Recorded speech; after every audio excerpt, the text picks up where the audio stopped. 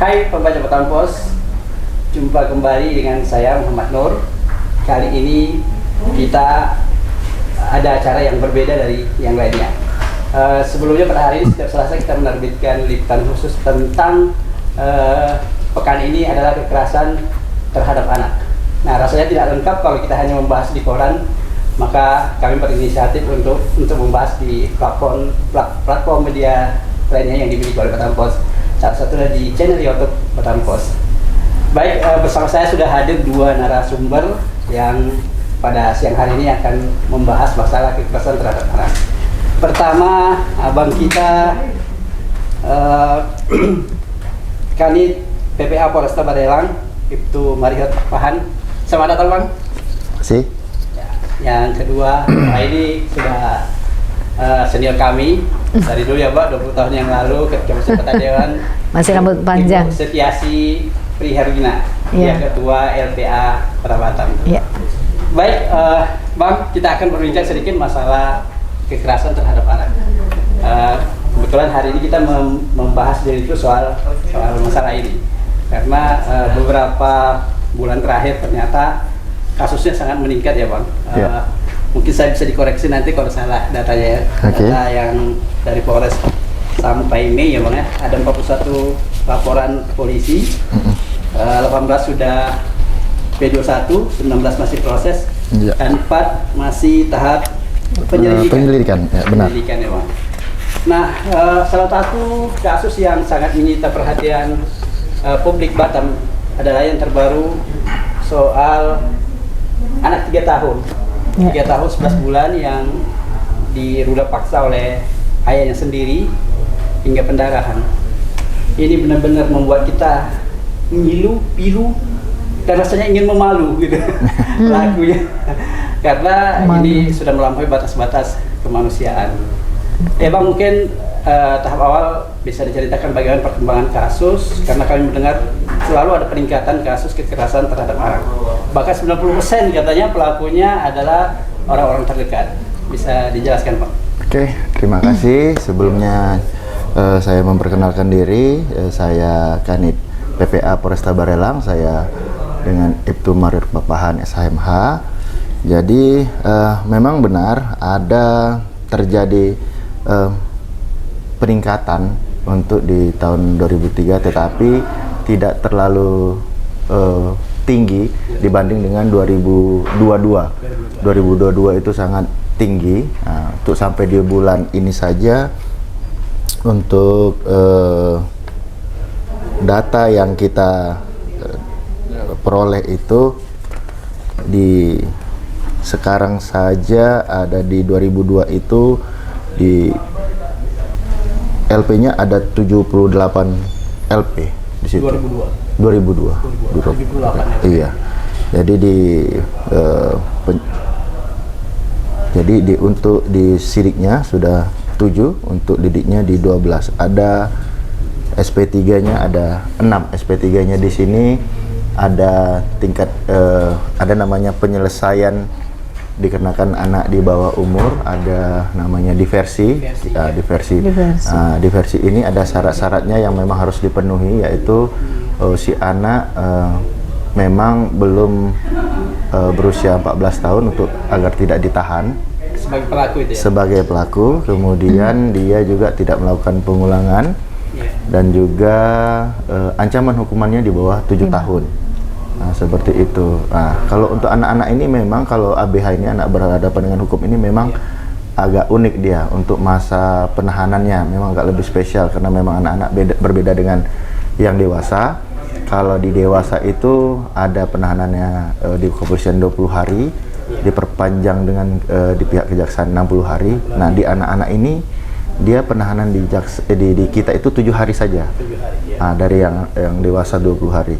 Nah, untuk jaksanya 8 hari. Nah, itu dipisah juga dengan orang dewasa gitu. Sangat dipisah dengan dewasa. Ada namanya safe house atau yang memang shelter khusus, ataupun nanti kita akan berkoordinasi dengan Dinsos untuk mereka diberikan pelatihan, edukasi seperti itu. Jadi nggak terlepas daripada peran berbagai pihak, untuk karena anak-anak ini memang rentan karena dipengaruhi oleh lingkungannya juga. Nah, lingkungannya yang sangat tingkat dipengaruhi juga dari tingkat pendidikannya, dikarenakan edukasi yang kurang ditambah dengan lingkungan yang keras, membuat si anak itu menjadi lebih ke melakukan tindak kriminal seperti itu. Ada pengaruh juga terhadap perkembangan teknologi saat ini. Iya, ditambah lagi memang semakin gampangnya diakses melalui gadget ya. Jadi tidak terlalu bisa memang termonitor karena memang di mana aja bisa di searching gitu ya. Dicari tahu anak-anak, apalagi anak-anak sekarang nih tingkat keinginan tahunya tinggi ya Bu ya. Jadi dia semakin mencari tahu yang tidak bisa didukung oleh orang terdekat. Malah orang terdekat ini yang malah menjerumuskan seperti itu. Kebanyakan memang pelaku-pelaku kekerasan seksual ini memang orang-orang terdekat seperti itu. Dikarenakan memang yang dipercaya oleh orang tuanya juga, nggak tertutup juga kemungkinan orang tuanya sendiri yang melakukan seperti itu. Kalau untuk pelaku yang dewasa, kalau anak kan bisa diversi ya, ataupun penyelesaian di luar hukum ya, atau kekeluargaan. Nah, bagaimana dengan pelaku dewasa seperti yang baru-baru ini terjadi? Ada ASN 3 anaknya udah paksa, ada juga orang tua yang anaknya tadi 3 tahun 11 bulan itu yang sampai luka parah gitu kan. Iya, jadi memang kalau untuk perkara-perkara seperti ini untuk restorasi justice itu tidak bisa dilakukan di perkara-perkara seperti ini karena ini sifatnya bukan delik aduan tetapi memang perkara biasa yang memang harus dilanjutkan, tidak boleh tidak boleh dicabut laporannya meskipun pelakunya itu bapaknya sendiri ataupun keluarganya sendiri seperti itu. Jadi memang untuk restoratif justice ada beberapa perkara yang memang tidak diterapkan untuk perkara restorasi justice seperti itu. Baik. Bang, sebelum nanti kita sampai kepada mungkin tantangan-tantangan yang dihadapi dalam proses penyelidikan maupun penyidikan, karena apalagi melibatkan orang dalam lingkungan keluarga sendiri itu tentu akan berbeda tantangannya dengan misalnya pelaku orang yang di luar dari lingkungan keluarga. Kita ke Bu Lina dulu ya. Ya Mas. Ya Bu, tadi sebelum kita mulai tadi sudah kita bincang-bincang sedikit bahwa memang di Batam ini agak sedikit horor ya, bisa dikatakan horor atau memprihatinkan gitu ya, karena betul. ternyata bukan hanya pelakunya dewasa tapi ada juga anak-anak sebagai pelaku, ada yang berusia 7 tahun, korban 6 tahun gitu. Betul. Bagaimana Ibu melihat fenomena ini, apa sebenarnya yang terjadi? Kenapa kok bisa sampai separah itu gitu? Bahkan teman-teman menyebutnya bahwa Batam ini sebenarnya udah masuk darurat kekerasan anak gitu kan. Iya. Terima kasih Mas Nur. Selamat siang ya Mas Bang Marihot. Jadi pola ini kayak seperti circle ya, berulang kembali. Jadi sekitar 10 tahun yang lalu juga kita sudah mendeklarasikan kita lawan kekerasan terhadap anak, terutama seksual. Kemudian sekarang ada lagi seperti ini. Nah, dulu lagi kita kembali lagi ke belakang lagi di tahun 2000-an itu juga trafficking anak luar biasa, terutama dari Subang ataupun daerah yang mengirimkan ke Batam. Selain trafficking anak, perdagangan bener bayi yang diselundupkan ke Malaysia dan lain-lain. Kayaknya ini smooth gitu ya. Saya takutnya nanti juga akan terulang kembali seperti yang dulu. Nah, kasus-kasus yang terjadi di Batam memang sangat kalau kita bilang menyakitkan ya, menyakitkan banget, ataulah itu di atas keprihatinan gitu loh. Kalau prihatin itu ya sekedar prihatin gitu aja. Ini sudah naluri seorang ibu, naluri apapun ini tetap akan terciderai ya.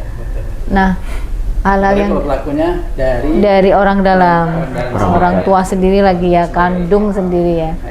Ya katanya kan macan aja nggak mau ya kan? Iya benar. Makan anaknya yang nggak. Ini manusia yang diberi akal dan lain-lain, diberi akhlak, masih seperti ini. Artinya apa, Mas Nur? Batam tidak bisa berdiam sendiri, Mas. Iya, betul. Dan tidak bisa berdiam diri juga. Tidak bisa berdiam. Nggak bisa, Mas. Jadi ada Kanit, ada teman-teman LBH, pemerhati anak dan lain, ayo bersatu. Bahwa ini seperti yang katakan Mas Nur tadi, memang benar-benar Batam ini darurat terjadinya kekerasan, pelecehan seksual anak. Dan anak itu kan tidak tahu apa-apa ya. Mereka tuh harus ngapain? Pak, umur 3 tahun loh. 3 tahun. Ya kan? Ketika umur 1 SMP, itu pun dia fun-fun aja, tetapi begitu masuk ke sekolah mulai dibully dan lain-lain. Oh, kamu ini ya, mau ini ya. Akhirnya dia menarik diri dari sekolah dan homeschooling atau pindah sekolah. Ini atau putus sekolah sama sekali. Putus sekolah sama sekali, tapi kan kita kan visit, Mas. Jadi setelah korban ini kita beberapa kali visit, Bang. Jadi biar memberikan tumbuhan percaya diri dan lain-lain itu kita visit. Nah, hal-hal yang terjadi seperti ini, kita tidak boleh membenarkan bahwa tadi karena kurang pendidikan, kurang ekonomi, mungkin juga kesulitan-kesulitan yang lain, kita tidak boleh dibiarkan. Mungkin ada penyimpangan seksual dan lain-lain, itu juga tidak dibenarkan ketika melakukan itu gitu loh. Nggak bisa, tetap sebagai alasan. Jadi apalagi menjadikan anak sebagai korban. Anak sebagai korban. Bang Marisot, ayo bantu kita bahwa yang hal-hal seperti itu pengkebirian aja, Bang, secara pakai ini. Itu dia. Nanti kita akan sampai. Iya. Jadi ini karena sudah gini ya grafiknya nih. Dan ini maaf ya, Bang. Pemerintah kita juga sudah harus melihat ini menjadi sebuah kecenderungan perilaku seksual masyarakat kita, atau memang hanya sekedar mencoba-coba. Tapi saya lebih suka dengan keseriusan bahwa kejahatan seksual itu masih berkeliaran di Batam. Apa ini juga karena fenomena di Batam bahwa mayoritas masyarakat Batam itu adalah pekerja, sehingga waktunya sangat minim untuk memperhatikan anak mereka, sehingga si anak ini juga entah bergaul dengan siapa, atau mungkin dia ditinggalkan bekerja, akhirnya terjadilah hal-hal seperti itu. Bisa jadi sebabnya tuh banyak ya, karena memang mengkontrol orang yang datang kan nggak bisa ya, tapi memfilter orang yang datang itu bisa. Memfilter ya? Iya, terutama. Itu kita lakukan ya. Dulu ada aturannya ya. Iya, memfilter orang yang datang, terutama yang datang ke keluarga gitu loh. Artinya lingkungan sekitar, keluarga kita. Nah itulah yang saya bilang sama Mas Nur, bahwa melindungi anak itu butuh orang sekampung, bukan sekampung sebangsa dan seini ya, tetapi se-RT, se-RW gitu loh. Berarti harus care semua gitu. Harus care semua. Apalagi nih, maaf nih Bang, di struktur RT kita kan kebanyakan kan kebersihan, ya kan? Kemudian keamanan gitu. Masukkan aja Sparta. Nah, ini saya ngomong nih. Sparta, sistem perlindungan anak rukun tetangga. Nah, masukin di struktur itu, struktur RT. Satu itu. Ini yang belum ya, Mbak? Belum ada. Ini gagasan dari LPAI Kak Seto terutama. Baik, sebelum kita lanjutkan, saya kembali ke Bang. Saya tertarik tadi soal penyidikan ya, untuk kasus-kasus yang melibatkan orang dekat. Saya dapat informasi juga dari Dinas Pemberdayaan Perempuan Kota Batam bahwa ada kasus-kasus tertentu di mana dalam keluarga sendiri tidak mau mengungkapkan walaupun terjadi. Misal pelakunya ayahnya, istrinya enggan melapor. Alasannya dia takut menjadi janda, takut tidak dapat penghidupan lagi gitu. Akhirnya membiarkan kasus ini. Dan untungnya beberapa tetangga misalnya care terhadap masalah ini, mereka yang akhirnya kemudian melaporkan gitu. Nah, mungkin bisa dikasih sedikit gambaran bagaimana sulitnya mengungkap kasus-kasus yang melibatkan pelakunya ini orang dalam gitu, orang lingkaran terdekat gitu. Jadi pas kebetulan memang kasus ini sedang kami tangani, hal seperti ini. Jadi ada seorang anak, dia mengalami seperti itu, kemudian mendapat pelecehan juga dari ayah. tirinya, ayah tirinya. Kemudian sang ibu ini juga enggan karena yang membawa anak ini untuk membuat laporan ini ayah kandungnya, karena kan dia ngadu ke ayah kandungnya, kemudian ayah kandungnya melapor, nah, kemudian terjadilah pembuatan laporan, kita tindak lanjuti. Nah, dalam perjalanan itu memang terjadi yang seperti Mas Nur bilang itu, dari ibunya sendiri menghalang-halangi seperti itu. Nah, itu yang memang membuat kita agak sedikit kita miris juga seperti itu. Kenapa kok anaknya yang mengalami seperti ini dia nggak percaya sama anaknya? Jadi kita coba selalu edukasi untuk masa depan si anak ini nantinya bagaimana, karena kami lihat pun si anak pun penuh merasa tertekan kita nggak tahu nih, dia serba salah, dia ngikut mamanya atau ngikut bapak kandungnya seperti itu. Jadi ya memang ini permasalahan yang agak kompleks, kompleks, rumit, yang butuh memang orang-orang yang dekat, yang lebih dekat untuk si anak, biar dia untuk bisa teman dia untuk bercerita, karena seperti ruang untuk orang tuanya sendiri pun dia nggak dapatkan seperti itu. Makanya kita kemarin ada kerjasama juga dengan psikolog anak sama UPTD PPA juga untuk menggali si anak ini. Ya ternyata memang seperti itu. Ya tetap nih masih kita upaya untuk pendekatan yang smooth sama ibunya, memberikan edukasi juga seperti itu. Memang dia nggak menyerah Bang ya. Tidak menyerah, karena ini demi masa depan anak-anak kita ini sangat apalagi yang sekarang ini teknologi yang sangat mempengaruhi kita, yang susah kita mau untuk ini mencegahnya seperti itu. Yang namanya teknologi tetap terus maju, tinggal kita bagaimana biar mengawal anak-anak ini memang tetap biar ada masa depannya yang lebih indah seperti itu kan. Mereka berhak hidup nyaman, tenang, dan masa depannya tidak dirusak oleh orang-orang yang ada di lingkungannya sendiri. Iya, kan karena dari walinya seperti itu. Iya. Ya kalau Mbak Lina pengalaman menangani seperti itu, yang orang tuanya yang sendiri seharusnya menjadi orang yang melaporkan ataupun membantu kepolisian ataupun teman-teman yang membela anak-anak yang menjadi korban seperti itu, tapi dia sendiri justru menutup diri. Nah, mungkin ada strategi sendiri dari LPA menghadapi orang-orang seperti itu. Iya, memang kalau LPA ini lebih pendekatan humanity sih Pak. Jadi kalau akarnya dari mana gitu ya. Tentu yang kita selamatkan dulu pasti anak ya. Anak bagaimanapun, dan biasanya anak lengket dengan ibunya. Tapi memang yang kami temui kebanyakan orang tuanya bermasalah dulu. Iya, di Bengkong itu juga ada, di salah satu itu. Anaknya, orang tuanya itu bermasalah dulu gitu loh. Yang akhirnya mungkin pelampiasannya jadi ke anak. Nah, di kasus yang sedang ditanganin Abang ini kan ya kalau lah anak itu bisa ngomong, memilih, barangkali dia akan memilih yang paling enak kan. Tetapi ketika egoisme ini tentang hak asuh anak, hak asuh anak itu sebagian besar kan ibunya tuh kepingin ngasuh gitu loh. Sementara dia mungkin dari segi apapun belum bisa settle gitu ya. Nah itu yang agak disayangkan. Makanya sebenarnya seorang ayah ketika cerai berusaha untuk hak asuh itu bisa gitu, kalau akhirnya seperti itu. Nah di beberapa kasus selain pendekatan kepada anak dan ibunya, memang siapa di lingkungan itu. Kalau memang ada neneknya, ya kita ke neneknya gitu ya.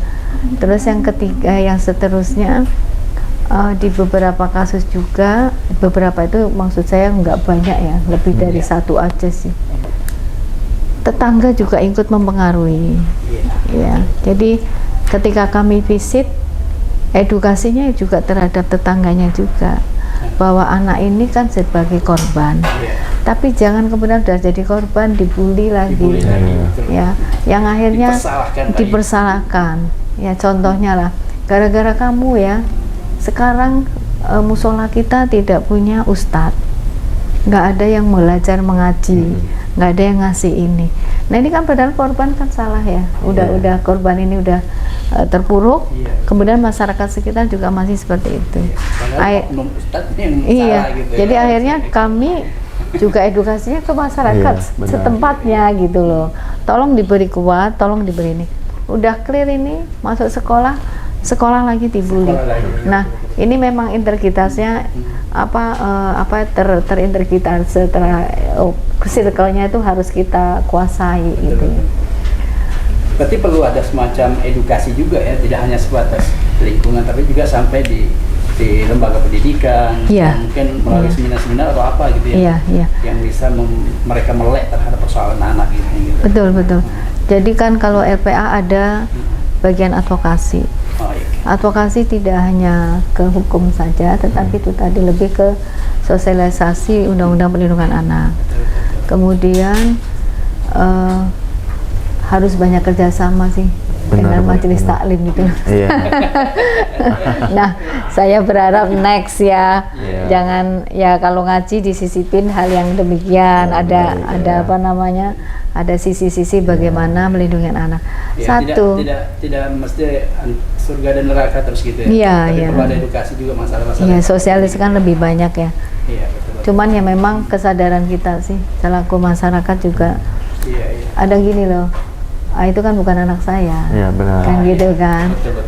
Tetapi coba kita berempati ketika maghrib ada anak masih keluyuran. Ditanya, kamu tinggal di mana nak? Namamu siapa? Orang tuamu mana? Kan gak wajar maghrib anak ada yang keluar, ada yang ini kan. Tapi itu bisa pula muncul juga persepsi di masyarakat itu. Kita kan pernah muda juga, biarin saja lah kan gitu. Bahkan kami kalau kembali pulang pukul 3 itu pas kita temukan di jalan-jalanan anak-anak dieksploitasi ya. Nah itu juga sifat membuli itu ternyata terpatri. Ada kasus yang kita ini kan di salah satu sekolah. Ini kan awalnya dari bully. Jadi ketika dibully, kamu cemeng lah, masa minum ini aja nggak mau, nggak bisa. Bagaimana katanya laki-laki? Iya, benar. SMP kelas 1. Jadi akhirnya bergiliran lah melakukan ruda paksa. Nah, betul. Ini fakta. Cuman SMP Indonesia ini kan nggak ada pemindahan pidana ya Pak. Kalau ada saya minta orang tuanya yang dihukum. Iya kan, tapi kan nggak ada. Jadi soal pidana nanti kita mungkin akan sampai ke tahap itu, termasuk mungkin nanti soal mungkinkah para pelaku orang-orang terdekat ini dikenakan hukum kebiri kimia, mengingat sudah ada PP 70 yang mengatur. Nanti kalian bincangkan lagi dengan abang dengan Mbak Lina juga.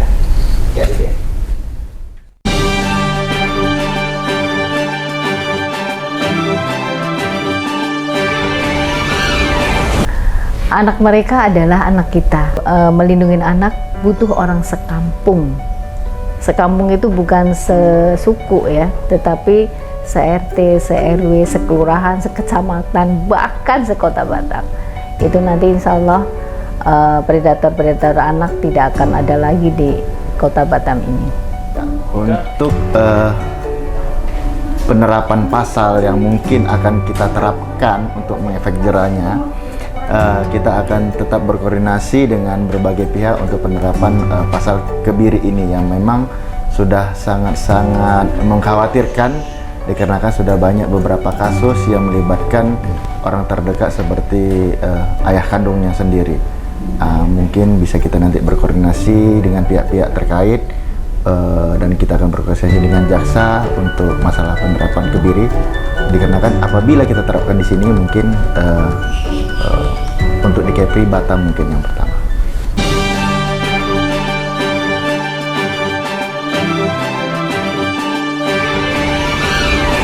Sebelum kita sampai pada tahap pembahasan soal penegakan hukum terhadap pelaku kekerasan seksual terhadap anak, ada satu hal yang ingin saya tanyakan kepada dua narasumber kita soal munculnya tadi keengganan pihak keluarga untuk melaporkan dengan pertimbangan dia takut kehilangan penghidupan karena takut diceraikan oleh suami dan lain sebagainya. Nah, di satu sisi ini kan artinya perlu dukungan advokasi anggaran juga gitu. Ketika misalnya mereka berani melaporkan, tentu dia akan kehilangan pendapatan dari suami, apalagi suaminya misalnya ditahan. Nah, dari pemerintah apa harapannya ini? Harusnya kan ada advokasi anggaran, paling nggak mungkin pengaman sosial lah gitu. Selama berproses dia masih bisa menghidupi anaknya dan terpenuhi kebutuhannya gitu. Gimana Mbak? Itu sangat yang Mas Nur harapkan, ya harapan kita juga. Cuman kan akhirnya ke domestic violence ya, artinya kembali lagi ke rumah tangga akhirnya gitu ya. Nah, penjaringan sosial saya nggak tahu, nggak paham BLT itu seperti apa, saya juga nggak paham. Yang paham orang-orang PKH dan orang TSK. Ya, seperti ini juga jadi harusnya. Jadi gini, penanganan di Kemensos sendiri sebetulnya sangat bagus. Cuma saya nggak tahu kenapa sampai ke bawah nggak bisa terlaksana dengan baik. Contoh soalnya, ketika terjadi masalah, Kemensos tuh denger duluan loh. Susu datang cepet di asesmen, di ini bapaknya kebutuhannya apa, ibunya kebutuhannya apa. Oke Bu, nanti saya masukkan ke BLT. Bapak saya nanti kasih saya usulkan ke BLT, usulkan kasih dana usaha dan lain-lain. Ini real ya, karena di hadapan kita bicara beliau seperti itu. Nah, tetapi sampai sekarang nggak ada realisasinya nggak ada. Ternyata kita tanya, Ibu udah masuk ke BLT enggak Bu. Terus bantuan yang kemarin dijanjikan untuk usaha nggak ada juga Bu. Saya bilang mungkin Tuhan nanti ngasih tahun 2003 atau 2004 saya gitu ya aja ya. Karena kalau nggak ada realisasi, ujung itu tadi akhirnya ya sudah nggak usah dilaporkan. Karena daripada nanti berpisah, tak ada pendapatan lainnya kan. Cuman kemarin ada lah, ketika sebelum sebelum pandemi itu ada pengayaan usaha kreatif dari ibu-ibu orang tua anak singgah. Kemudian kami kan ada rumah singgah juga. Itu sudah cukup bagus. Cuman yang nanti kembali ke effortnya orang tua mereka gitu kan. Mau apa setelah itu? Ternyata tidak semudah yang dilakukan ketika sendiri. Selain pas pelatihan sih oke aja gitu ya. Cuman kita berharap apapun kalau itu masih melindungi anak, jangan takut lah. Jangan takut untuk lepas dari ekonomi kalau dia dicerai. Jangan takut juga tidak ada rezeki gitu ya. Ada rezeki Allah. Kemudian para stakeholder terutama pemerintah kota ini ya memang harus care. Ada Dinsos, ada PPA ya, Kepala Dinas Pemberdayaan Perempuan dan Anak-anak itu, ada Dinas Kesehatan. Sebenarnya ini udah cukup Mas, 3 ini udah cukup, apalagi ditambah dengan PKK dan lain-lain. Dan teman-teman dari aktivis-aktivis. Ini udah cukup, tinggal pemetaan. Menurut saya data korban yang belum mungkin yang agak lewat. Jadi kan asesmen itu kan mulai dari anak sama orang tuanya Pak, dan lingkungan sekitar. Nah, dari situ nanti bisa dilakukan kebijakan. Pemprov itu duitnya banyak ya. Tapi saya nggak ngerti juga bagaimana jaringan kemiskinan yang dulu dilontarkan sekarang kok nggak ada lagi. Jadi saya teringat ini di diskusi beberapa waktu lalu dengan teman-teman LSM yang bergerak di bidang pemberdayaan masyarakat untuk korban kekerasan seksual ini. Salah satu yang mereka keluhkan adalah korban kadang-kadang juga malas visum karena biaya ditanggung sendiri gitu. Betul. Harusnya ini ada juga jaring pengaman yang setiap korban itu mereka mau visum itu digratiskan atau apa seperti mungkin bisa subsidi sidang atau Kalau pengalaman saya, kami memang dibantu unit pelayanan teknis daerah PPA ya. Mereka ada itu pun itu pun dananya dari pusat Mas, DAK. Makanya kalau ketika DAK daerah bagaimana? Daerah saya nggak ngerti yang mereka presentasikan ke kami itu dari DAK. DAK juga nggak bisa di ini Mas. Misalkan gini Bang, hari ini tahun ini 20 korban, ternyata lebih dari 20 korban, akhirnya juga kekurangan. Nggak pernah lebih dana visum itu. Dan visum sekali itu kan di RSUD sekitar 600-an ya, 600-an. Paling besar tuh 600. Terus kemudian ahli visum itu apa Mas? Apa forensik ya? Ya. Dokter forensik ya. Dokter forensik juga terbatas di kita. Oh, gitu. Jadi ketika maaf nih karena link kami dengan RSPK atau RSSD di mana ini di Kahbil, mereka nggak ada dokter forensik. Jadi ya nggak berani untuk mengeluarkan visum walaupun mereka sudah melakukan pemeriksaan dan lain-lain, dia surat keterangan ini nggak berani.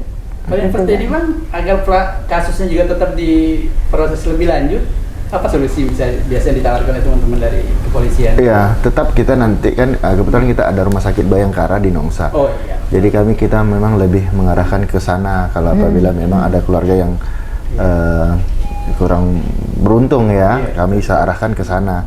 Kalaupun memang mau pengen cepat, ya mungkin ada rumah sakit swasta yang terdekat di Polresta seperti itu. Memang situ sudah ada memang yang sudah dianggarkan oleh Rumah Sakit Bayangkara sendiri. Iya. Mudah-mudahan. Kadang-kadang jangan teman-teman juga bantu dari kocek pribadi udah. Iya benar. Lo LPA itu nggak punya dana loh. Iya benar. Kadang-kadang ya seperti itulah kira-kira. Makanya gini Mas, mitra itu penting. LPA itu nggak ada duitnya. Tetapi bagaimana ketika udah masuk ke penyidikan, saya cuma bilang sama maaf ya, Mbak Dia, Mbak Puji, Mbak ini ada ini, oke, kita bantu ini.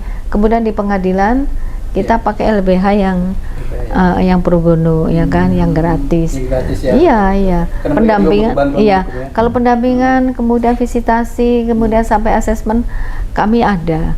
Kalau dengan psikolognya Mas Altut. Mas ini kayak gini-gini, bagaimana gini nih? Oke, gratis lagi. Dengan mitra ini banyak Pak. Memang harus ditumbuhkan seperti itu. Baik, sebelum kita menutup perbincangan kita ini, ada satu hal yang paling penting nih terkait penegakan hukum. Jadi berangkat dari kasus yang anak 3 tahun 11 bulan itu kemarin, banyak masukan yang datang ke kami bahwa ya sudah ditekankan aja supaya dijatuhkan hukum kebiri, kalau perlu hukuman mati, karena itu sudah melampaui batas-batas kemanusiaan. Gimana Bang kira-kira? Mungkin kan nggak hal itu dilakukan? Mungkin saja. Ya, artinya ini masukan juga bagi kita, karena memang kalau bahasa ininya predator sendiri itu tuh memang sangat apa ya, seperti apa namanya di masyarakat itu memang predator itu kayak keluarga terdekat sendiri itu memang harus perlu kita kasih semacam pemberatan seperti itu, karena kan memang kan dua kali ini ya. Iya, kadang dia pernah sudah berdamai dikarenakan kita apa namanya memang sangat bermohon dengan kan terkadang kita memang menegakkan hukum ini bukan harus dilanjutkan kan memang dari sisi dari lingkungan, dari sisi banyak hal yang seperti itu. Tapi kalau memang terjadinya dilakukan berulang-ulang, memang ya perlu nanti kita tekankan juga untuk pasal pengebirian, karena memang untuk di Kepri ini memang belum ada. Nanti kita coba di Polresta Barelang untuk melakukan pertama. Kasus ini bisa jadi momentum ini Bang, karena bisa jadi oleh orang tua usianya yang masih kategori balita dan dilakukan berulang-ulang. Dan itu tuh secara kejiwaan tes psikologinya katanya normal saja Bang. Normal, karena memang yang melakukan itu secara berulang-ulang itu dengan kesadaran seperti itu. Kalau hilaf sekali ya Bang. Kalau hilaf sekali.